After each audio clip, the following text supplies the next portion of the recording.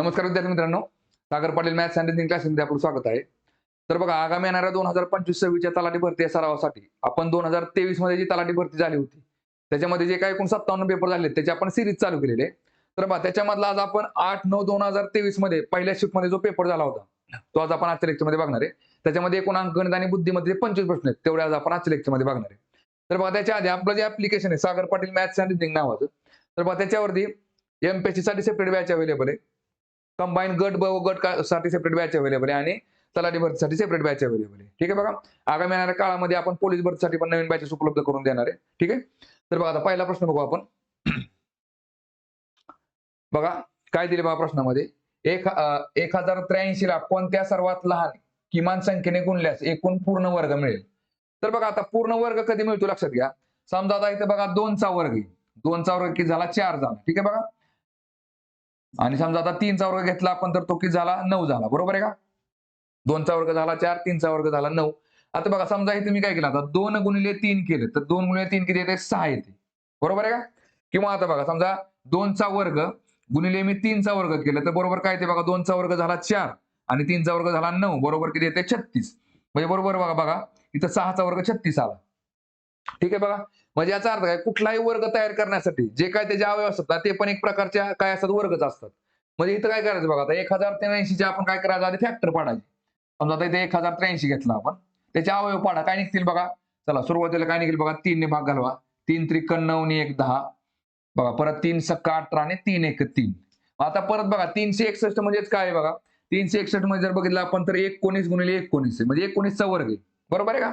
बघा, आता मग ह्याचे जर आपण अवयव पाडले तर काय निघेल बघा, किंवा आता इथे बघा 19 1 19 म्हणजेच काय, तर 1083 बरोबर काय बघा, तर 3 गुणिले 19 गुणिले 19. ठीक आहे. बघा, आता हे 19 गुणिले 19 तर एक वर्ग झाला. ठीक आहे. बघा, आता आणखी एक वर्ग तयार करण्यासाठी आपल्याला काय करावं लागेल, 3 गुणिले 3 करावं लागेल. ठीक आहे. बघा, मग थोडक्यात काय, तर ती संख्या मग पूर्ण वर्ग संख्या होईल. ठीक आहे. बघा, म्हणजे इथे एक 3 कमी असल्यामुळे फक्त एका 3 ने गुणा इथं, बरोबर ती पूर्ण वर्ग संख्या होऊन जाईल. म्हणजे इथं काय निघेल बघा, उत्तर आपलं ऑप्शन नंबर पहिला 3. ठीक आहे. चला पुढचा क्वेश्चन बघू. बघा, मिक्सचर चॅप्टरचा क्वेश्चन आहे. काय दिले बघा याच्यामध्ये, 9 रुपये किलोग्राम किमतीची किती किलो साखर ही 7 किलो रुपये 7 किलोग्राम किमतीच्या 27 किलोग्राम साखरेमध्ये मिसळली गेली पाहिजे, जेणेकरून मिश्रण 9.24 पर किलोग्राम दराने विकून 10% नफा मिळू शकेल.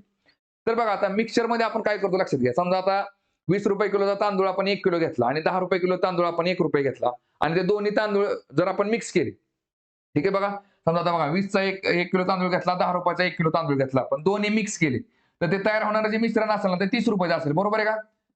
पण आता समजा जर आपल्याला ते ना नफा न तोटा जर किमतीवरती विकायचं असेल तर त्या 30 रुपयाला आपण काय करेल बघा, डिवाइड बाय 2 केलं तर काय निघतं, ते मिश्रण जे असतं ते 15 रुपये किलोच होतं, 15 रुपये पर केजी. बरोबर आहे का. बघा, पण आता इथं कसं आहे बघा, लक्षात घ्या. पण हे मी बघा, ही किंमत कुठली आली, ना नफा न तोटाची. आता इथं जी किंमत तुम्हाला दिली 9.24 रुपये, तर ही 10% नफा मिळवल्यानंतरची किंमत आहे. मग आपल्याला काय करावं लागेल, सुरुवातीला आधी 9 रुपयाने बघा, 9 रुपयाने 7 रुपयाचं जे मिश्रण आहे ते एकमेकांमध्ये मिक्स केल्यानंतर जे मिश्रण तयार होतं ना ते ना नफा न तोटाचं होतं.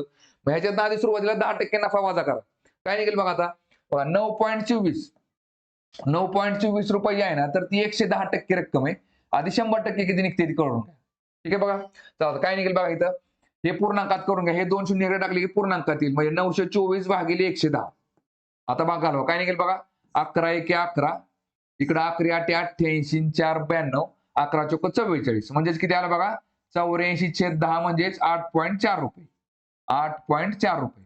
आता लक्षात घ्या, हे 8.4 रुपयाचे जे मिश्रण आहे ते कसं आहे बघा, 9 रुपये किलोच्या तांदळामध्ये बघा, 9 रुपये किलोच्या तांदळामध्ये 7 रुपये किलोचा जर तांदूळ मिक्स केला तर ते तयार होणारं जे मिश्रण असतं ना, तर ते किती असतं बघा, 8.4 रुपये किलोचं असतं पर केजी. ठीक आहे. बघा, म्हणजे आपण ह्यातनं आधी नफा बाजूला काढून घेतला आणि त्याची मिश्रणाची किंमत किती होती ती काढली 8.4 रुपये. आता फक्त आपल्याला काय करायचं बघा, क्वांटिटी काढायची.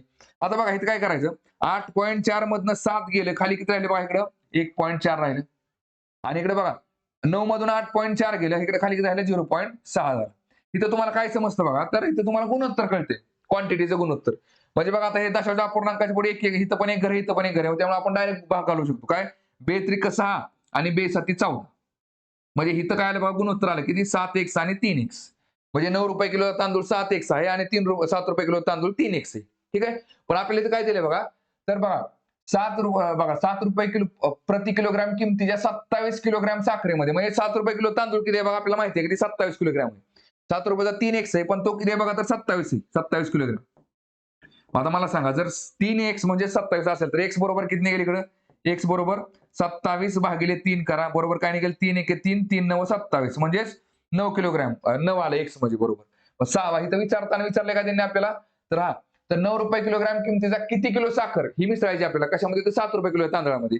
आता 7 रुपये किलोची झाली 27 किलोग्राम आणि मग 9 रुपये किलोची किती काढून घ्या. 7x म्हणजे किती येते बघा, तर 7 गुणिले 9 करा. कारण x ची व्हॅल्यू आपण 9 काढली. 9 असं तर 63 किलोग्राम. किती येते? 63 किलोग्राम म्हणजे ऑप्शन नंबर 2. ठीक आहे. चला पुढचा क्वेश्चन बघू. बघा आता टाइम डिस्टन्स स्पीडचा क्वेश्चन आहे. कुठल्या टाईपवरचा क्वेश्चन आहे बघा, लक्षात घ्या. एक माणूस सरासरी 24 किलोमीटर पर आवर वेगाने टेकडीच्या माथ्यावर जातो आणि सरासरी 36 किलोमीटर पर आवर वेगाने खाली येतो. त्याने दोन्ही वेळी कापलेले अंतर समान असल्यास संपूर्ण प्रवासातील त्याचा सरासरी वेग किती आहे? तर बघा आता इथं कसं आहे बघा, लक्षात घ्या. म्हणजे 2 अंतर पार केलेत बरोबर आहे का? बघा जाताना समजा A ते B गेलाय, तो चढलाय आणि परत B ते A वापस आलेला आहे, बरोबर आहे का? म्हणजे जातानाचं पण अंतर सेम आणि येतानाचं पण अंतर सेम आहे. पण समान अंतर 2 वेगवेगळ्या जर वेगाने पार केलं असेल, पहिला वेग किती 24, हे 24 किलोमीटर पार केले आणि 36 किलोमीटर पार केले. इथं साधा सिंपल एक फॉर्म्युला असतो बघा, लक्षात घ्या. 2AB म्हणजे एक अंतर जर आपलं 24 पकडलं आपण, तर दुसरं आपण किती पकडलं? इकडे 36 दिले त्यांनी, बरोबर आहे का? 2AB divided by A plus B एवढंच करायचं. फक्त ह्या टाइप मध्ये एवढा फॉर्म्युला वापरला तर आन्सर निघून जाते. ठीक आहे बघा. काय निघेल बघा ह्याच्यामध्ये? चला 2 गुणिले A किती दिलाय बघा त्यांनी आपल्याला 24 आणि B किती आहे 36 आहे. भागिले किती निघते बघा इकडं? A अधिक B 24 आणि 36 किती झाले बघा? 30 40 50 60 येते. बरोबर आहे का? चला आता भाग घालवा. 12 पंचे 60 आणि इकडे आले 12 दुणे 24. चला परत काय निघतंय बघा? हा आता इथं आपण 1 मिनिट हे करण्यापेक्षा 2 गुणिले 24 गुणिले 36 भागिले किती येते इकडं? 30 40 50 60 आले. ठीक आहे बघा. आपण काय करू? फक्त एक छेदाला 10 ठेवण्याचा प्रयत्न करू. ठीक आहे बघा. 6 1 6 6 1 6 करा इकडं आणि 6 6 36 म्हणजे जेणेकरून आता वरचा गुणाकार केला की आपण डिवाइड बाय 10 करू शकतो. ठीक आहे. चला काय निघेल बघा इकडं? 6 दुणे 12 12 गुणिले 24 24 गुणिले 12 केले तर काय निघेल बघा इकडं?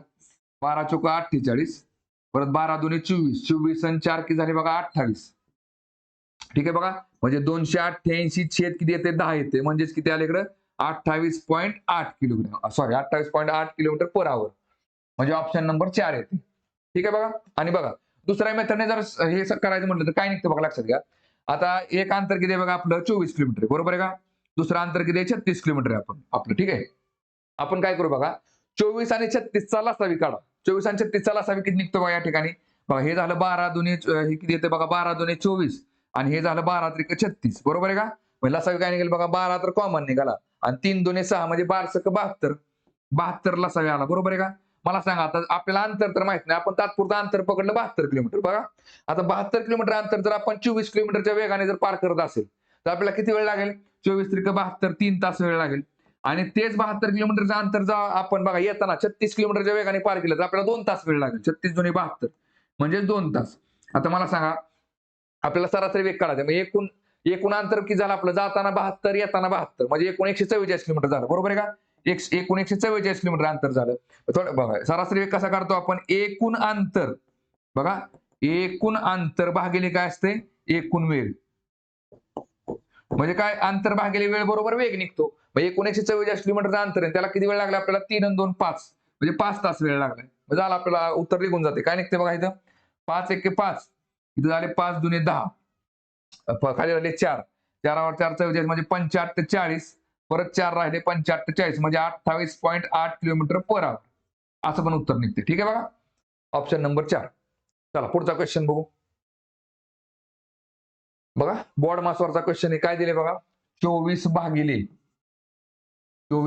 इकडे किती येते बघा? 3 दुणे 6 परत 24 भागिले 6 केलं तर 6 चोक 24 मग 4 उत्तर येते. 4 म्हणजेच ऑप्शन नंबर 3. ठीक आहे. चला पुढचा क्वेश्चन बघू. बघा आता सरळ व्याज चक्रवाढ व्याजावरचा प्रश्न, त्याच्यामध्ये पण चक्रवाढ व्याजावरती प्रश्न विचारला. ठीक आहे बघा. वार्षिक 15% दराने 2 वर्ष 4 महिन्यांसाठी 8,000 रकमेवर वार्षिक गणना करून येणारे चक्रवाढ व्याज किती आहे? ठीक आहे बघा. आता बघा लक्षात घ्या, वर्षाला 15% व्याज दर आहे, बरोबर आहे का? म्हणजे पहिल्या वर्षी बघा तुम्हाला 15% व्याज लागेल, दुसऱ्या वर्षी परत तुम्हाला 15% व्याज लागेल, पण तिसऱ्या वर्षी किती आहे बघा, तर चार चार महिन्यासाठी आपण व्याज रक्कम वापरलेली. मग मला सांगा आता 12 महिन्याची जर आपण 4 महिन्यामध्ये तुकडे केले तर किती निघतात बघा, 4 4 दुनी 8 आणि 4 त्रिक 12, बरोबर आहे का? मग सेम त्याप्रमाणे काय करायचं, 15% पण काय करा, 3 तुकडे करायचे, 5 5 दुनी 10 आणि 5 त्रिक 15, म्हणजे बरोबर काय, 4 महिन्याला तुम्हाला व्याज दर लागेल किती, 5%. वर्षाला जर 12%, वर्षाला किती 15% असेल, तर 4 महिन्याला किती लागेल, 5% लागेल. म्हणजे तिसऱ्या महिन्याला काय, तिसऱ्या वर्षी 4 महिन्यांसाठी काय होईल बघा, तुम्हाला 5% व्याज लागेल. बरं, आता चक्रवाढ व्याजाचा जो फॉर्म्युला असतो तो काय करतो बघा, आपण लक्षात घ्या. आता इथं मुद्दल झाली आपली बघा किती, 8,000 रुपये. ठीक आहे बघा, मुद्दल झाली 8,000. आणि आता आपण काय करतो बघा, इथं चक्रवाढ व्याजाची रास निघते. कशी निघते बघा, 10 मध्ये जर 15 ऍड केलं तर काय होतं, 115% होतं, बरोबर आहे का?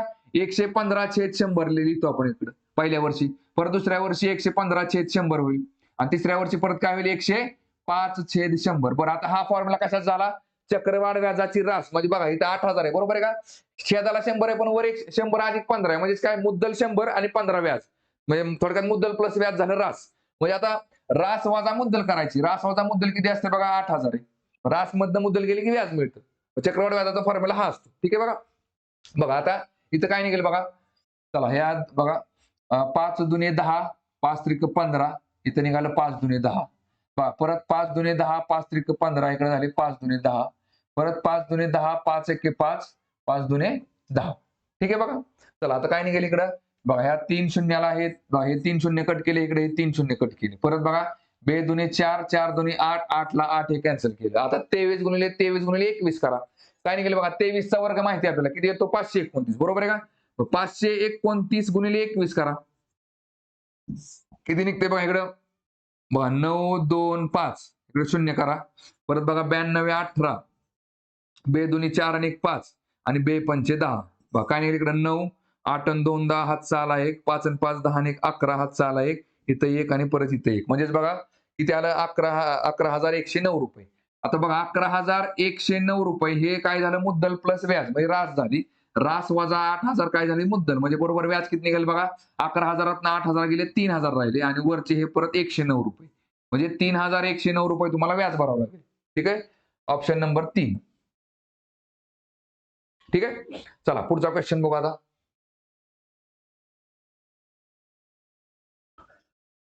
बघा, टाइम डिस्टन्स स्पीडवरचा क्वेश्चन आहे. काय दिले बघा, एका कारचे ओडोमीटर हे प्रवासाच्या सुरुवातीला 12,000 किलोमीटर आणि 12,800 किलोमीटर असे रिडिंग दाखवते.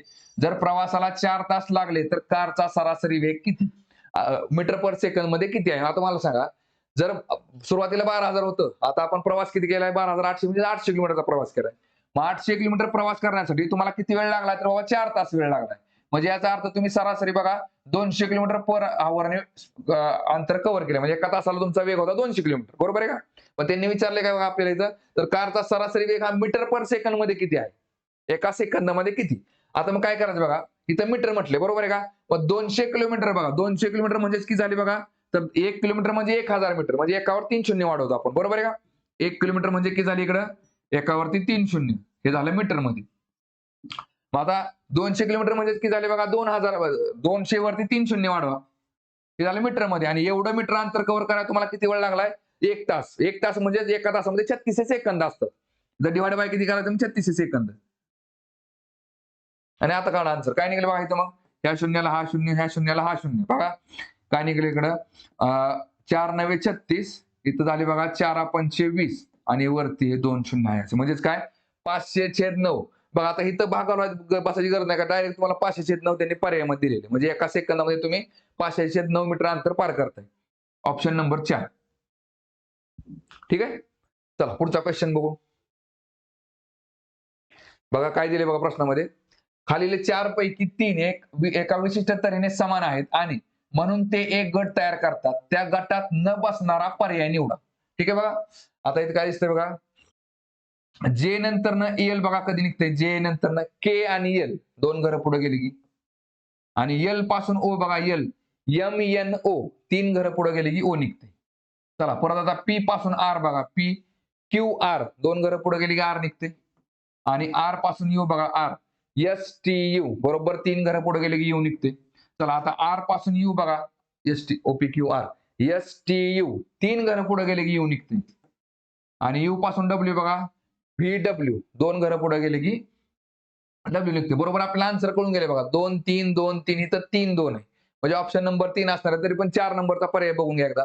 सी पासून ई बघा किती निघते बघा. सीच्या पुढे डी आणि ई 2 घरं पुढे गेले की ई निघते. आणि परत बघा ई पासून एच बघा, ई एफ जी एच बरोबर 3 घरं पुढे गेले की एच निघते. म्हणजे बघा परत 2 3 2 3 2 3 इथं 3 2 आहे. त्यामुळे ऑप्शन नंबर काय असेल 3 असेल गटातनं बसणार. ठीक आहे. चला पुढचा क्वेश्चन बघू. बघा परत एकदा काय दिले बघा, सेम तसा प्रश्न आहे. वर्णक्रमानुसार समूह दिले आहेत. त्यांपैकी 3 विशिष्ट प्रकारे समान आहेत आणि एक आहे वेगळा असलेला अक्षर समूह निवडा. ठीक आहे बघा. चला आता एल पासून एन बघा, एल एम एन 2 घरं पुढे गेले की एनच्या पुढे बघा एन ओ पी परत 2 घरं पुढे गेले की पी निघते. चला आता डी पासून एफ बघा, D A B C D E F, E F 2 घरं पुढे गेले की एफ निघते. आणि एफच्या पुढे जी एच बरोबर 2 घरं पुढे गेले की एच निघते. चला परत टी पासून एक्स बघा, S T U V W x 4 घरं पुढे गेले की एक्स एक्स निघते बघा. आणि एक्सच्या पुढे एक x Y Z S T, एक मिनिट, एस टी हा इथं किती निघालं बघा, 4 घरं निघालं. आणि इथं उलट किती निघते बघा, 2 निघते. यू व्ही डब्ल्यू एक्स म्हणजेच व्हीच्या या साईडला एक्स आहे. बरोबर आहे का. चला आता आर पासून टी बघा, O P Q R S T 2 घरं पुढे गेले की टी निघते. आणि टीच्या पुढे बघा, टीच्या पुढे एस टी यू व्ही 2 घरं पुढे गेले की व्ही निघते. म्हणजे बरोबर बघा पर्याय गटात न बसणारा कुठला आहे ते ऑप्शन नंबर 3 येते. ठीक आहे. चला पुढचा क्वेश्चन बघू. बघा टाइम अँड वर्क वरचा क्वेश्चन आहे. काय दिले बघा, ए आणि बी यांना एक काम पूर्ण करण्यासाठी अनुक्रमे 6 तास आणि 9 तास लागतात. ठीक आहे बघा. ए ने एकट्याने काम केलं तर त्याला 6 तास वेळ लागतोय आणि बी ने एकट्याने काम केलं तर त्याला 9 तास वेळ लागतो. ठीक आहे. चला परत, ए हा 1 तास काम करतो आणि नंतर बी हा 2 तास काम करतो, तर अजून किती काम शिल्लक आहे. ठीक आहे बघा. आता लक्षात घ्या बघा, मला सांगा 6 आणि 9 चा लसावी किती आला बघा, तर 6 आणि 9 चा बघा 9 दुने 18 6 त्रिक 18 बरोबर आहे का. इथं 18 आला. मग 18 म्हणजे काय पकडलं आपण, एकूण काम. बघा एकूण काम किती पकडलं आपण, 18 रुपयाचं. मग 18 रुपयाचं काम जर ए हा 6 तासामध्ये करत असेल तर त्याला एका तासाला किती पेमेंट मिळणार आहे बघा, 6 त्रिक 18 म्हणजे 3 रुपये मिळतील. आणि बीला किती मिळतील बघा, तर 2 रुपये मिळतील. ठीक आहे बघा. बरं आता पुढे काय दिले बघा, तर ए हा 1 तास काम करतो. मग आता मला सांगा ए 1 तासात किती करणार आहे. ए 1 तासामध्ये 3 रुपयाचं काम केलं. आणि परत काय केलंय, बी हा 2 तास काम करतो. बी हा 2 तासात किती करणार आहे, तर 2 तासामध्ये बघा बे दोन्ही 4 रुपयाचं काम केलं. मग एकूण काम किती कंप्लीट झालं बघा, तर 7 रुपयाचं काम संपलं. बरोबर आहे का. विचारले काय, तर अजून किती काम शिल्लक आहे बघा. एकूण काम आहे आपलं 18 रुपयाचं आणि त्याच्यामधलं 7 रुपयाचं काम संपले म्हणजे 11 रुपयाचं काम शिल्लक आहे. म्हणजे ते उत्तर काय निघालं आपलं 11/18 म्हणजे ऑप्शन नंबर 3. ठीक आहे. चला पुढचा क्वेश्चन बघू.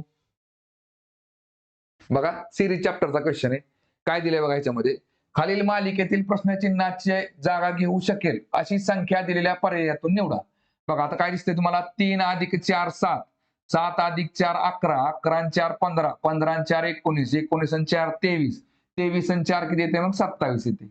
म्हणजे आपलं उत्तर निघतंय ऑप्शन नंबर पहिला. ठीक आहे. चला पुढचा क्वेश्चन बघू.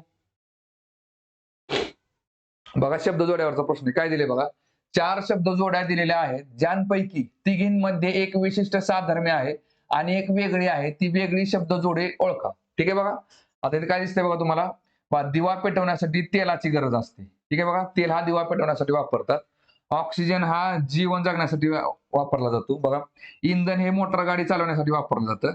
पण पाणी हे गॅस चालवण्यासाठी वापरलं जात नाही. त्यामुळे उत्तर काय ते आपलं ऑप्शन नंबर 2 येते. ठीक आहे बघा. चला पुढचा क्वेश्चन बघू आता.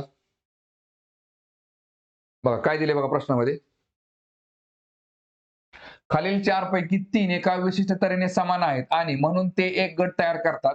त्या गटात न बसणारा पर्याय निवडा. ठीक आहे बघा. बघा आता एल पासून ओ बघा, एल एम एन ओ बरोबर आहे का, 3 घरं पुढे गेले की. आणि ओ पासून क्यू बघा, ओच्या पुढे L M N O, P Q ओच्या पुढे पी आणि क्यू 2 घरं पुढे गेले की क्यू निघते. बघा बघा एस पासून व्ही बघा, आता एस TUV बरोबर 3 घरं पुढे गेले की व्ही निघते आणि व्ही पासून एक्स बघा UV WX म्हणजे व्ही च्या बरोबर 2 घरं पुढे गेले की एक्स निघते. ठीक आहे. चला आता O पासून एस बघा. O च्या पुढे PQRS 4 घरं पुढे गेले की एस निघते आणि एस पासून टी बघा. एस च्या पुढे लगेच टी आहे 1 घर पुढे गेले की. म्हणजे आपल्याला उत्तर कळून गेले बघा. 2 3 2 3 इथे 1 4 आहे म्हणजे ऑप्शन नंबर 3च असेल. तरी पण 4 नंबरचा पर्याय चेक करून बघा. बघा एच पासून के बघा. एच IJK बरोबर 3 घरं पुढे गेली की के निघते आणि के पासून एम बघा के LM बरोबर 2 घरं पुढे गेले की एम निघते. बरोबर 2 3 2 3 2 3 ऑप्शन नंबर तिसरा निघते. ठीक आहे. चला पुढचा क्वेश्चन बघू.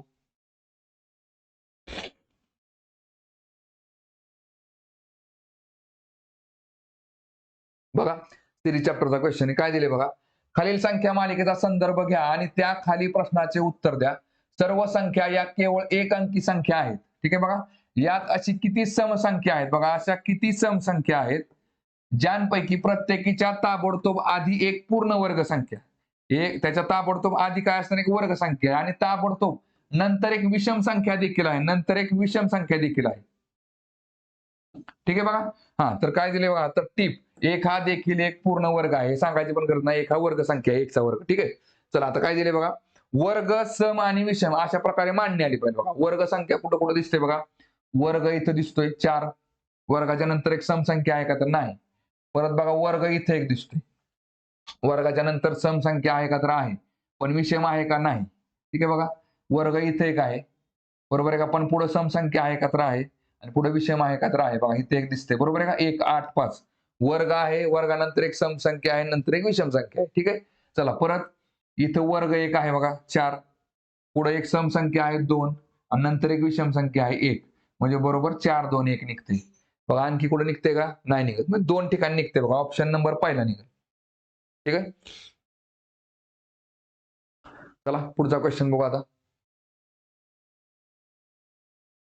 बघा बॉड मासवरचा क्वेश्चन आहे. काय दिले बघा याच्यामध्ये. जर P म्हणजे अधिक Q म्हणजे वजा R म्हणजे गुणिले आणि S म्हणजे भागिले असेल तर खालील समीकरणात प्रश्नचिन्हाच्या जागी काय येईल. बघा 8 आधी नंबर लिहून घ्या. 8 45 15 2 आणि 3. ठीक आहे बघा. चला P म्हणजे काय दिले बघा. अधिक इथं अधिक लिहून टाका. परत S म्हणजे काय दिले भागिले इथं भागिले लिहून टाका. परत Q म्हणजे काय दिले वजा इथं वजा लिहून टाका. आणि R म्हणजे काय दिले. R म्हणजे गुणिले इथं गुणिले देऊन टाका. ठीक आहे. आता सुरुवातीला ब्रॅकेट देऊन टाका. कुठं कुठं ब्रॅकेट बसते बघा. पहिलं ब्रॅकेट इथे एक बसेल आणि दुसरं इथे एक बसेल. ठीक आहे बघा. काय निघते इकडे 8 अधिक 45 भागिले 15 15 त्रिक 45 येते वजा 3 दुने 6 येते. म्हणजे किती झाले बघा 8 आणि 6 सॉरी 8 आणि 3 किती झाले बघा 11. 11 वजा 6 बरोबर झाले 5. बरोबर आहे का. 5 उत्तर येते. म्हणजेच ऑप्शन नंबर 3. ठीक आहे. चला पुढचा क्वेश्चन बघू. बघा काय दिले बघा प्रश्नामध्ये. इंग्रजी वर्णमाला क्रमावर आधारलेल्या दिलेल्या मालिकेत प्रश्नचिन्हाच्या जागी काय आले पाहिजे. बघा सी च्या नंतर एफ बघा ABC DEF 3 घरं पुढे गेले की एफ निघतंय. एफ च्या पुढे आय बघा EF GHI परत 3 घरं पुढे गेली की आय निघते. आय च्या पुढे बघा LHI JKL परत 3 घरं पुढे गेले की एल निघते. आणि एल च्या पुढे बघा एल MNO परत 3 घरं पुढे गेले की काय निघते ओ निघते. एलच्या पुढे MNO म्हणजे ओ इथं आहे. बघा ओ फक्त एका ठिकाणी म्हणून आपलं उत्तर आलं ऑप्शन नंबर पहिला.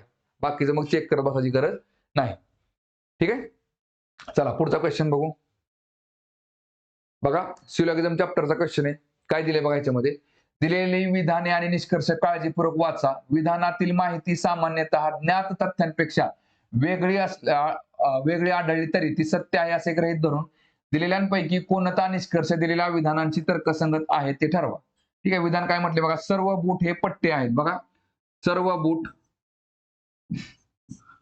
बूट हे पट्टे आहेत. चला पुढे काय दिले. सर्व पट्टे हे ट्राउझर्स आहेत. सर्व पट्टे हे ट्राउझर्स आहेत. ठीक आहे बघा. चला ह्याला काय म्हणतो बघा आपण स्टँडर्ड डायग्राम. ठीक आहे बघा. सर्व बूट हे पट्टे आहेत. सर्व पट्टे ट्राउझर्स आहेत. आता बघा ज्यावेळेस आपण स्टँडर्ड डायग्राम काढतो सुरुवातीला कधी पण होकारार्थी निष्कर्ष आधी चेक करून घ्यायचे. होकारार्थी निष्कर्षाला एवढी एक डायग्राम पुरेशी असते. ठीक आहे बघा. चला इथे काय दिसतंय बघा. ट्राउझर आहेत मग दोन्ही निष्कर्ष तुमचे कसे आहेत बघा तर होकारार्थी निष्कर्ष. ठीक आहे बघा. त्यामुळे एवढी एक डायग्राम आपल्याला पुरेशी आहे. तर पहिला निष्कर्ष काय दिलाय बघा, सर्व ट्राउझर्स हे पट्टे आहेत. बघा, सर्व ट्राउझर्स पट्टे आहेत का? नाही. ट्राउझरचा काही भाग हा पट्टे आहे, हा भाग पट्टे नाही. बरोबर आहे का? पहिलं काय ते बघा चुकतंय. दुसरं बघा, सर्व पट्टे हे बूट आहेत. बघा, सर्व पट्टे बूट आहेत का? नाही. पट्ट्यांचा काही भाग, आतला जो भाग थोडा आहे ना, तो बूट आहे. सर्व पट्टे बूट नाहीत. ठीक आहे बघा. त्याच्यामुळे दुसरं पण काय झालं, चूक झालं. म्हणजे इथं काय निघेल बघा, निष्कर्ष 1 किंवा 2 पैकी एकही तर्कसंगत नाही. ऑप्शन नंबर पहिला. ठीक आहे. चला पुढचा क्वेश्चन बघू. बघा, प्रॉफिट लॉस चॅप्टरचा क्वेश्चन आहे. काय दिले बघा, एक माणूस 400 आंब्यांच्या मूळ किमतीत 320 आंबे विकतो, त्याची नफ्याची टक्केवारी किती आहे? तर बघा, आता अशा वेळेस बघा, कन्फ्युजन जास्त करून घ्यायचं नाही. साधं सिंपल काय करायचं बघा, खरेदी करायची. खरेदी किंमत आपण किती पकडले बघा, इकडे 400 आंबे आहेत. बरोबर आहे का? एकदा 400 आंबे आहेत आणि परत दुसरी किती आहेत बघा, 320 आंबे आहेत. 320 आंबे. ठीक आहे बघा. आणि इकडे विक्री किंमत करा, विक्री किंमत. आता मला सांगा, इकडे किती 320 आंबे. मी काय पकडलं, प्रत्येक आंब्याची खरेदी किंमत ही ₹1 पकडली. ठीक आहे बघा. मग 400 आंब्याला मला किती रुपये लागले बघा, तर ₹400 लागले. बरोबर आहे का? आणि 320 आंब्याला मला किती लागतील, मग ₹320 लागतील. ठीक आहे, एवढं तर फिक्स झालं. बरं, आता पुढे काय केले बघा, एक माणूस 400 आंब्यांच्या मूळ किमतीत 320 आंबे विकतो. म्हणजे 400 आंब्यांची जी खरेदी किंमत आहे ना, तेवढ्या रकमेमध्ये तो 320 आंबे विकतो. मग 320 आंब्यांची विक्री किंमत किती झाली बघा, तर ₹400 झाली. बरोबर आहे का? कळलं आपल्याला? बघा, आता समान संख्येमध्ये आंबे आले, 320, 320. 320 आंब्यांची खरेदी किंमत, 320 आंब्यांची विक्री किंमत. म्हणजे एका वस्तूची आपण खरेदी किंमत आणि एका वस्तूची विक्री किंमत केली की आपल्याला नफा किंवा तोटा काढायला येतो. किंवा समान संख्येमध्ये खरेदी केलेल्या वस्तू, तेवढ्याच संख्येमध्ये विकलेल्या वस्तू यांची बरोबर आपल्याला काय करते, नफा किंवा तोटा काढायला येतो. आता बघा, बरोबर 320 आंबे मी ₹320 विकत घेतले. 320 आंबे मी विकले ₹400. म्हणजे मला नफा किती झाला, तर ₹80 नफा झाला. बरोबर आहे का? पण नफा आणि तोटा कशावरती काढतो आपण, तर खरेदी किमतीवर काढतो. खरेदी किंमत किती आपली बघा, ₹320. मग ₹320 वरती मला किती नफा झालाय, तर ₹80 नफा झालाय. जो टक्केवारीमध्ये किती किती असेल तर गुणिले 100 करा. काय निघेल बघा इथं मग. चला, इकडे ह्या शून्याला शून्य कॅन्सल. 8 एके 8, 8 चोक 32, 4 एके 4, 4 दोन्ही 8 आणि 2 10, 4 पंचे 20. म्हणजे 25% नफा होते मला. म्हणजे उत्तर किती असेल बघा, ऑप्शन नंबर 4. ठीक आहे. चला पुढचा क्वेश्चन बघू. बघा, परत एकदा तुम्हाला कशावरती, सिलॉजिझम चॅप्टरवरती क्वेश्चन विचारला. काय दिले बघा याच्यामध्ये, दिलेली विधाने आणि निष्कर्ष लक्षपूर्वक वाचा. दिलेली विधाने जरी सामान्यतः ज्ञात तथ्यांची विसंगत वाटत असली तरीही ती सत्य आहेत असे तुम्हाला गृहीत धरायचे आहे. दिलेल्या निष्कर्षांपैकी कोणता निष्कर्ष दिलेल्या विधानांची तर्कसंगत आहे ते तुम्हाला ठरवायचे आहे. विधाने काय म्हटलीत बघा, सर्व धनुष्य घड्याळे आहेत. बघा, सर्व धनुष्य काय आहेत बघा, तर घड्याळ आहेत. चला पुढे काय दिले बघा, आता सर्व घड्याळे शर्ट आहेत. बघा, सर्व धनुष्य घड्याळ आहेत, सर्व घड्याळे शर्ट आहेत, सर्व घड्याळ शर्ट आहेत. आणि पुढे काय दिले, एकही धनुष्य विजार नाही. बघा, एकही धनुष्यचा बघा, एकही धनुष्य काय म्हटले बघा, विजार नाही. इकडे विचारले. ठीक आहे बघा, विजार नाही. कोण, धनुष्य आणि विजार. एकही धनुष्य विजार नाही. ठीक आहे बघा. त्याला काय म्हणतो आपण, स्टँडर्ड डायग्राम. आता स्टँडर्ड डायग्राम म्हणून सुरुवातीला काय करायचं, होकारार्थी निष्कर्ष आधी चेक करायचे बघा. पण दोन्ही निष्कर्ष कसे दिसतात तुम्हाला, नाही नाही म्हणजे नकारार्थी निष्कर्ष. ठीक आहे बघा. चला आता काय दिसतंय बघा तुम्हाला, पहिला निष्कर्ष काय दिले बघा, एकही घड्याळ विजार नाही. बघा, एकही घड्याळ काय म्हटलंय बघा, विजार नाही. बघा, घड्याळाचा आणि विजाराचा काही संबंध नाही. पण नकारार्थी वाक्य आणि ते स्टँडर्ड डायग्राम मध्ये बरोबर निघते. या ठिकाणी तुम्हाला शक्यता डायग्राम काढून चेक करावं लागेल. बघा, आता मला सांगा, आता पूर्ण डायग्राम काढत बसल्यापेक्षा फक्त विजारची जागा मी जागा बदलतो. बघा, आता काय दिले बघा, एकही धनुष्य. बघा, इथं काय म्हटलं आपल्याला, एकही घड्याळ विजार नाही. मग काय करायचं, घड्याळाला इथे रेष मारा आणि विजाराला एक रेष मारायची तात्पुरती. ठीक आहे बघा. फक्त काय करायचं, आपल्याला घड्याळाचा आणि विजाराचा आपण संबंध दाखवू शकतो तेवढं आपल्याला चेक करायचं. बरोबर आहे का? बघा, इथे काय म्हटले बघा, शेवटचं वाक्य, एकही धनुष्य विजार नाही. बरोबर आहे का? विजारची जी डायग्राम आहे ना, विजारची डायग्राम ती मी अशी पण दाखवू शकतो. इथे विजार दाखवू शकतो. बरोबर आहे का? बघा, या दोघांचा काही संबंध नाही. बघा, विधानात जेवढं दिले तेवढं माझ्या डायग्राम मध्ये आहे का बघा, सर्व धनुष्य घड्याळ आहेत, सर्व धनुष्य घड्याळ आहेत, सर्व घड्याळ शर्ट आहेत, सर्व घड्याळ शर्ट आहेत आणि एकही धनुष्य विजार नाही. बघा, एक धनुष्याचा आणि विजाराचा काही संबंध नाही. दाखवलाय मी, धनुष्याचा आणि विजाराचा काही संबंध नाही. इथं पण धनुष्याचा विजाराचा काही संबंध नाही. म्हणजे काय बघा, विधानामध्ये जेवढं दिलंय तेवढं माझ्या डायग्राम मध्ये असलं पाहिजे. मग डायग्राम मी कशी काढू शकतो? फक्त काय, विधानामध्ये जेवढी माहिती दिली आहे तेवढी कमीत कमी माहिती ज्या डायग्राम मध्ये मी दाखवतो त्याला मी स्टँडर्ड डायग्राम म्हणतो. आणि मग बाकीची जर माहितीमध्ये मी थोडंसं एक्स्ट्रा मागं पुढे सरकलो तर त्याला मी आपण पॉसिबिलिटी म्हणतो. आता मला सांगा, हे जर वाक्य बघितलं तुम्ही, एकही घड्याळ विजार नाही. एकही बघा, एकही घड्याळ, घड्याळाचा आणि विजाराचा काही संबंध नाही. पहिल्या डायग्राम मध्ये बरोबर येते. आणि बघा, एकही घड्याळ विजार, बघा एकही घड्याळ विजार नाही तर चुकते का? कारण की इथे बघा काही घड्याळ तुम्हाला विजार दिसतात. आणि मग त्यामुळे ह्या डायग्राम मध्ये ते विधान चुकते. पण निष्कर्ष कसा असतो बघा, निष्कर्ष हा प्रत्येक डायग्राम मध्ये बरोबर असला पाहिजे. याचा अर्थ काय, तर बघा जर एखाद्या डायग्राम मध्ये तो जर चुकला तर तो निष्कर्ष नसून ते एक काय शक्यता असते. त्याच्यामुळे पहिले काय ते बघा चुकते. 2 नंबर बघा काय दिले, एकही शर्ट विजार नाही. बघा काय म्हटले, एकही शर्ट, बघा एकही शर्ट विजार नाही. तर पहिल्या डायग्राम मध्ये बरोबर निघते. आणि ह्या जर डायग्राम मध्ये बघितलं आपण बघा, तर बघा शर्टचा आणि विजार संबंध दिसतो बघा. हा जो भाग आहे शर्टचा तो काय आहे बघा विजार आहे, किंवा हा सुद्धा आतला सुद्धा भाग शर्टचा बेन विजारीचा पण आहे, बरोबर आहे का? त्याच्यामुळे इथं काय दिसतं, काही शर्ट तुम्हाला विजारी दिसतात. याचा अर्थ काय, मग इथे हे चुकतंय डायग्राम वाक्य, कुठलं 2 नंबरचं वाक्य इथं बरोबर येते. कारण इथं शर्टचा आणि विजारचा काय, शर्ट आणि विजाराचा काही संबंध नाही. इथं मात्र शर्टचा आणि विजाराचा संबंध दिसतो तुम्हाला. मग याचा अर्थ काय, इथं डायग्राम, इथं वाक्य बरोबर आलं, इथं चुकलं. म्हणजे याचा अर्थ काय, तर ते निष्कर्ष नसून ती एक शक्यता आहे. त्याच्यामुळं इथं निष्कर्ष 2 नंबर पण आपला काय, तर चूक येते. मग काय निघेल बघा, आता इथं निष्कर्ष 1 किंवा निष्कर्ष 2 पैकी एकही सत्य नाही. ऑप्शन नंबर पहिला. ठीक आहे, चला पुढचा क्वेश्चन बघू. बघा काय दिले बघा प्रश्नामध्ये, वर्णक्रमानुसार खालील 4 अक्षर समूहांच्या जोड्यापैकी 3 एका विशिष्ट प्रकारे समान आहेत आणि अशा तऱ्हेने एक गट तयार करतात. त्या गटाशी संबंधित नसलेला पर्याय निवडा. ठीक आहे बघा. चला आता व्ही पासून डब्ल्यू बघा किती नंबर आहे, युव्ही डब्ल्यू.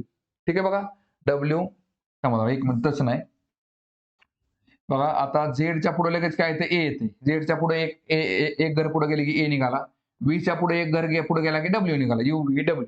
ठीक आहे बघा. चला परत ईच्या पुढे एक घर गेलं की एफ निघते.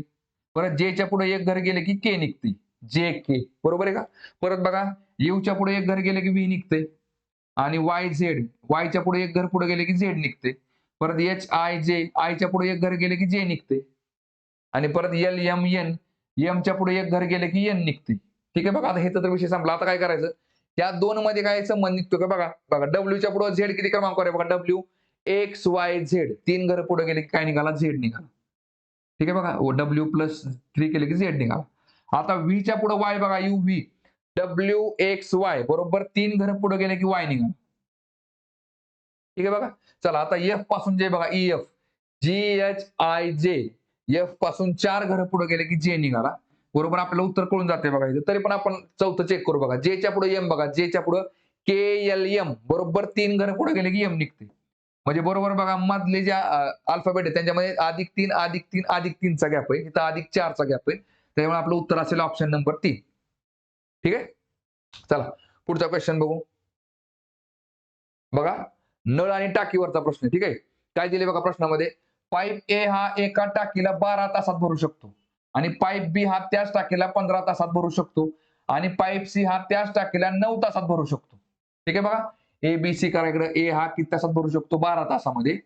बी हा 15 तासामध्ये आणि सी हा 9 तासामध्ये भरू शकतो. ठीक आहे बघा. चला परत, जर ते एकत्रपणे कार्यरत असतील तर त्याच टाकीला भरण्यासाठी त्यांना लागणारा वेळ किती असेल. ठीक आहे बघा. आता बघा मला सांगा, 12, 15 आणि 9 चा लसावी किती आला मला सांगा. 12, 15 आणि 9 चा लसावी बघा. 12, 15 आणि 9 चा लसावी काढा. किती निघतो बघा इकडे तो. बघा 3 चोक 12, 3 पाची 15 आणि 3 त्रिक 9. ठीक आहे बघा. आता मला सांगा, 4, 5 आणि 3 मध्ये अवयव कॉमन कुठला निघतो का, नाही निघत. परत 4, 5 मध्ये पण निघत नाही आणि 5, 3 मध्ये पण निघत नाही. याचा अर्थ काय, याचा ह्या सगळ्यांचा गुणाकार करून टाका. मग काय निघेल इकडे बघा, 5 त्रिक 15, 15 चोक 60 आणि 6 त्रिक 18 म्हणजे 180 आला. एलसीएम झाला 180. मग आता बघा मला सांगा, आता 180 म्हणजे आपण काय पकडलं, एकूण टाकीची क्षमता पकडली. एकूण टाकी किती लिटरची आहे, तर बाबा 180 लिटरची टाकी. ठीक आहे बघा. मग आता 180 लिटरची टाकी जर ए ला 12 तास लागत असतील, बघा 12 तास लागत असतील, तर तो एका तासामध्ये किती पाणी भरणार आहे बघा. 12 × 12 आणि 12 × 5 = 60 म्हणजे 15 लिटर पाणी भरेल. ठीक आहे बघा. सेम बघा, आता बी हा 15 तासामध्ये भरतो 180 लिटरची टाकी, तर त्याला किती वेळ, एका तासामध्ये तो किती पाणी भरेल, 12 लिटर पाणी भरेल. आणि तोच सी काय करतोय बघा 180 लिटरला 9 तास म्हणजे 9 दुणे 18 20 लिटर पाणी भरेल एका तासामध्ये. आता एवढं कळलं आपल्याला की बाबा आणि टाकी तर तिघं मिळून भरणार आहेत बरोबर आहे का? मग तिघं मिळून एका तासामध्ये किती पाणी टाकतात तर बघा 20, 30, 40 आणि 47 लिटर पाणी भरतात.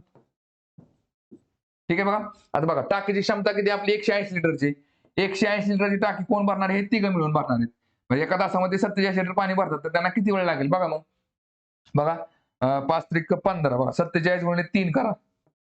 बघा 47 गुणिले 3 केलं तर किती निघते बघा 3 7 21 3 चोक 12 12 आणि 2 14 म्हणजे 141 आलं बरोबर आहे का?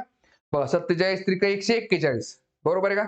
180 मधनं 41 गेलं खाली किती झाली 39 बाकी राहिली 39 बरोबर आहे का? म्हणजे 3.39/47 तास येते. 3.39/47 तास म्हणजे ऑप्शन नंबर पहिला. ह्याला काय म्हणतो आपण पूर्णांकयुक्त अपूर्णांकामध्ये त्यांनी उत्तर दिलेले ठीक आहे बघा. ह्याला म्हणतो आपण अपूर्णांक. चला पुढचा क्वेश्चन बघू आता. बघा क्वाड्रॅटिक इक्वेशन वरचा क्वेश्चन आहे. काय दिले बघा याच्यामध्ये. बघा आता इथं आपण काय केलं a is equal to 9.8 पकडलं. a is equal to 9.8 आणि b is equal to काय पकडलं आपण 5.8. ठीक आहे बघा. आता बघा इथं काय दिसतंय बघा तुम्हाला a गुणिले a म्हणजे a चा स्क्वेअर दिसतोय बरोबर आहे का? a स्क्वेअर मायनस हे काय दिसतंय तुम्हाला b स्क्वेअर दिसतोय आणि डिवाइड बाय काय दिसतंय तुम्हाला बघा आता 2 गुणिले 7.8 7.8 ची दुप्पट केली तर काय निघेल बघा 7.8 ची जर आपण दुप्पट केली तर 2 16 2 7 14 आणि 1 15 म्हणजे 15.6 तात्पुरतं ठीक आहे बघा. आता मला सांगा a चा वर्ग म्हणजे पुन्हा बघा आता a स्क्वेअर मायनस b स्क्वेअरचा अर्थ काय असतो बघा तर a मायनस b आणि परत काय असतं a plus b divide by किती आले इकडे तुमचं 15.6 ठीक आहे बघा. आता a मायनस b म्हणजेच काय 9.8 मायनस किती येते बघा 5.8 9.8 वजा 5.8 आणि इकडे काय निघते बघा 9.8 अधिक 5.8 भागिले किती आलं 15.6. चला आता 9.8 मधनं 5.8 गेलं खाली किती राहिलं 5 आणि 4 9 म्हणजे 4 राहिले आणि इकडे 9.8 अधिक 5.8 म्हणजे 9 आणि 5 किती झाले 14 आणि 15.6 येते बघा 15.6 भागिले किती आले इकडे 15.6 म्हणजे काय निघते बघा इकडे 15.6 ला 15.6 कॅन्सल झालं राहिलं उत्तर किती आपलं 4 म्हणजे आपलं उत्तर निघते बघा ऑप्शन नंबर 4. ठीक आहे. चला पुढचा क्वेश्चन बघू. बघा सिरीज चॅप्टरचा क्वेश्चन आहे. काय दिले बघा याच्यामध्ये खालील मालिकेत प्रश्नचिन्हाच्या जागी येईल अशी संख्या दिलेल्या पर्यायातून निवडा. बघा 18 29 40 18 29 40 51 62 आणि इकडे क्वेश्चन मार्क आहे. ठीक आहे बघा 18 अधिक 11 किती येते बघा 29 अधिक 11 बरोबर झाले 40 अधिक 11 झाले 51 अधिक 11 झाले 62 अधिक 11 किती निघते बघा 60 70 आणि 73 निघते म्हणजे आपलं उत्तर किती येते 73 म्हणजेच ऑप्शन नंबर 4. ठीक आहे. चला पुढचा क्वेश्चन बघू. बघा सिरीज चॅप्टरचा क्वेश्चन आहे. काय दिले बघा याच्यामध्ये अक्षर संख्या चिन्हे यांच्या दिलेल्या मालिकेचा संदर्भ घ्या आणि पुढील प्रश्नाचे उत्तर द्या. बघा अशी किती चिन्हे आहेत बघा अशी किती चिन्ह आहेत ज्यांच्या ताबडतोब आधी एक अक्षर आणि ताबडतोब नंतर एक संख्या देखील असेल म्हणजे एक संख्या देखील नंतर एक संख्या असेल म्हणजे एका चिन्हाच्या आधी ताबडतोब एक अक्षर आणि त्या चिन्हाच्या नंतर एक संख्या असली पाहिजे अशी किती आहेत बघा म्हणजे अक्षर चिन्ह संख्या असं बघायचं आपल्याला अक्षर चिन्ह संख्या बघा अक्षर आहे चिन्ह आहे पण संख्या नाही बघा अक्षर चिन्ह संख्या बघा अक्षर चिन्ह अक्षर म्हणजे एक पण निघत नाही म्हणजेच काय निघेल बघा ऑप्शन नंबर 2 0. ठीक आहे. चला पुढचा क्वेश्चन बघू. बघा अल्फाबेट सिरीज वरचा क्वेश्चन आहे. काय दिले बघा इंग्रजी वर्णमाला क्रमावर आधारलेल्या दिलेल्या मालिकेत प्रश्नचिन्हाच्या जागी काय आले पाहिजे. बघा आता इथं काय दिसते बघा तुम्हाला च्या बघा हा क्यूच्या पुढं यू बघा किती क्रमांकावर आहे OPQ RSTU 4 घर पुढे गेले की यू निघते. चला यूच्या पुढे वाय बघा यू VWXY परत 4 घर पुढे गेले की वाय निघते आणि वायच्या पुढे सी बघा वाय ZABC 4 घर पुढे गेले की सी निघते. आता सी च्या पुढे 4 घर जावा काय निघते बघा सी च्या पुढे DEFG बरोबर काय निघते बघा, जी निघते. इथं जी आला. ठीक आहे बघा. आता जी इथं आहे, इथं नाही, इथं आहे, इथं नाही. ठीक आहे बघा. चला आता दुसरा अल्फाबेट बघा. जी नंतर ए आहे, जी नंतर ए आहे. फक्त आता शेवटचा अल्फाबेट चेक करा. जी येते का एच येते. बघा काय निघते. बघा आयच्या पुढे के बघा उलट मोजत आता एच आय. जे के 2 घरं पुढे गेली की के निघते. केच्या पुढे एम बघा. केच्या पुढे के एल एम एम निघते 2 घरं पुढे गेली की. एमच्या पुढे 2 घरं पुढे गेली बघा एम एन ओ बरोबर 2 घरं पुढे गेली की ओ निघते. मग आता मला सांगा आयच्या पाठीमागे 2 घरं कुठला अल्फाबेट असेल बघा. तर जी घ्यावं लागेल आपल्याला. बरोबर आहे का? बघा जी. जीच्या पुढे बघा 2 घरं जावा जी, एच आणि आय. बरोबर बघा 2 घरं पुढे गेली की जीच्या पुढे आय येते. म्हणजे इथं काय निघेल बघा GAG म्हणजेच ऑप्शन नंबर पहिला. ठीक आहे. चला पुढचा क्वेश्चन बघू आता. बघा परत एकदा प्रॉफिट लॉस वरचा क्वेश्चन आहे. काय दिले बघा. एका विक्रेत्याला 36 संत्री विकल्यावर 4 संत्र्यांच्या विक्री किमती एवढा तोटा होतो. त्याची तोट्याची टक्केवारी किती आहे? तर बघा आता जास्त कन्फ्युजन करून घ्यायचं नाही. आता तुम्हाला संख्येमध्ये त्यांनी दिले. बरोबर आहे का? सरळ काय मांडायचं बघा. बघा तोटा होतो म्हणजे काय होतं बघा खरेदी किंमत. बघा खरेदी किंमत वजा तोटा बरोबर काय असते विक्री किंमत असते. विक्री किंमत. बरोबर आहे का? आता बघा एका विक्रेत्याला 36 संत्री विकल्यावर त्याची विक्री त्याने किती केली बघा आता 36 संत्र्यांची केली. बरोबर आहे का? आणि त्याला 4 संत्र्यांच्या विक्री किमतीवर तोटा झाला. तोटा झाला त्याला 4 संत्र्यांचा. तर खरेदी किती असेल मला सांगायचं बघा. मग बघा 40 वजा 4 केले की 36 निघते. बरोबर आहे का? 40 वजा 4 बरोबर 36 निघते. तर विचारले का तर त्याची तोट्याची टक्केवारी किती आहे? बघा लक्षात घ्या. आता इथे मला सांगा आणि कधी पण तोटा आणि नफा आपण कशावरती काढतो? खरेदी किमतीवर काढतो. खरेदी किती आहे बघा आपली खरेदी किंमत आहे 40 संत्री आणि तोटा झाला आहे तुम्हाला 4 संत्र्यांचा. तर मग गुणिले 100 करा. बरोबर टक्केवारी निघून जाते बघा. ह्या शून्याला हा शून्य गेला. 4 ला 4 गेले. राहिले किती 10%. 10% म्हणजेच काय ते ऑप्शन नंबर पहिला आहे. ठीक आहे. तर बघा आता आपले 25च्या 25 क्वेश्चन झालेले आहेत. तर बघा परत एकदा आपलं जे ऍप्लिकेशन आहे Sagar Patil maths and reasoning नावाचं तर त्याच्यावरती बघा एमपीएससी साठी सेपरेट बॅच अवेलेबल आहे 999 रुपयामध्ये. सेम याचप्रमाणे कंबाईन गट ब व गट क साठी पण सेपरेट बॅच अवेलेबल आहे. त्याची पण फी 999 रुपये आहे. आणि तलाठी भरतीसाठी पण सेपरेट बॅच अवेलेबल आहे. त्याची पण फी आपली 499 रुपये आहे. येणाऱ्या काळामध्ये आपण पोलीस भरतीसाठी पण नवीन बॅच उपलब्ध करून देणार आहे. ठीक आहे. तर थांबू आता आपण या ठिकाणी.